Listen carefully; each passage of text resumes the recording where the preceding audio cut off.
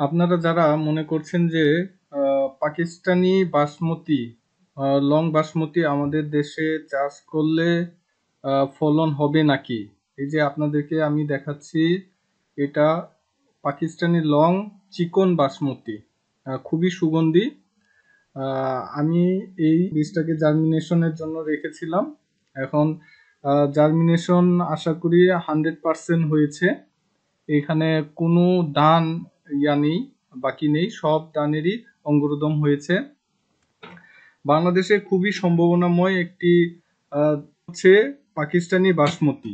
আমরা যদি এই বাসমতি ধানকে ব্যাপক আকারে আহ, উৎপাদন করতে পারি, তাহলে এটা আমাদের দেশের জন্য খুবই উপকারী হবে আমি মনে করছি। পাকিস্তানি বাসমতি যারা নিতে চান তারা আমার এই পেজের সাথে পেজকে ফলো করবেন। আশা করি সবাইকে আমি বীজ দিতে পারবো।